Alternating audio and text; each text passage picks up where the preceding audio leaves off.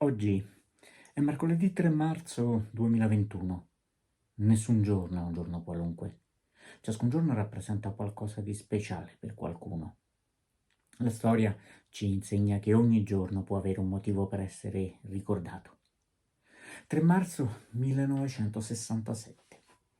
Sulle nevi di Sestriere si disputa l'11ª prova della Coppa del Mondo femminile di sci alpino. È la prima edizione della manifestazione organizzata dalla Federazione Internazionale Sci. La prima edizione prevede 17 gare in 10 località per gli uomini e altrettante gare in 9 località per le donne. Quel giorno la gara di discesa libera femminile si svolge sulla pista Candarambanchetta, sul Monte Motta. Una pista destinata appunto alle gare veloci per il suo tipico pendio che porta alla frazione di borgata di Sestriere, il comune più alto d'Italia.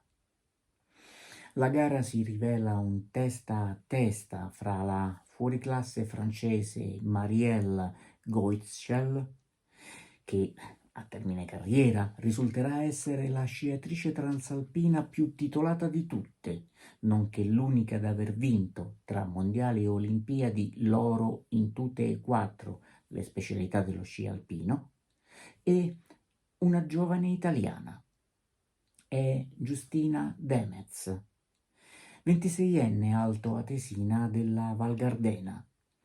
Al suo attivo ha dei buoni piazzamenti alle Olimpiadi, 4 medaglie d'oro nei campionati italiani, alle quali se ne aggiungeranno altre 6 a fine carriera, e un sesto posto in slalom gigante ottenuto in una precedente gara in Svizzera di quella prima edizione della Coppa del Mondo.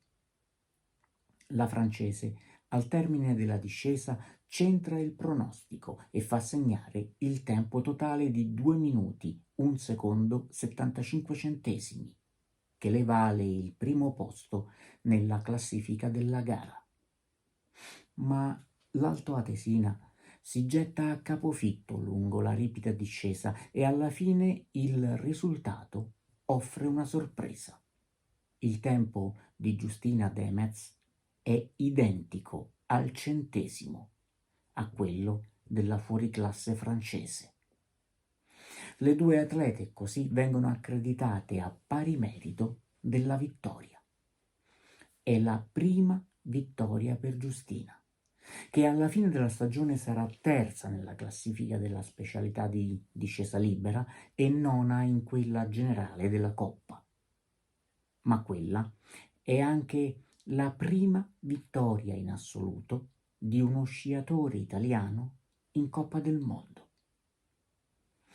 Per Giustina, quella di Sestriere rimarrà l'unica vittoria e l'unico podio raccolti nella sua carriera sportiva, ma sarà sufficiente per consegnarla alla storia, per il primato che rappresenta per lo sport italiano quel primo trionfo azzurro in Coppa del Mondo.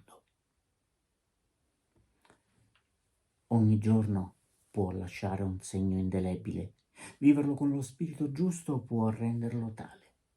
Secondo uno studio dell'Iowa State University, 12 minuti al giorno per esprimere gentilezza verso gli altri e insegnare buoni gesti e belle regole ai bambini sollevano il morale e rendono più felici. Rivolgere un pensiero a chi abbiamo nel cuore o a chi compie gli anni, inviandogli questo minuto di racconto, può essere un'occasione per cominciare bene i nostri 12 minuti di oggi. Buona giornata.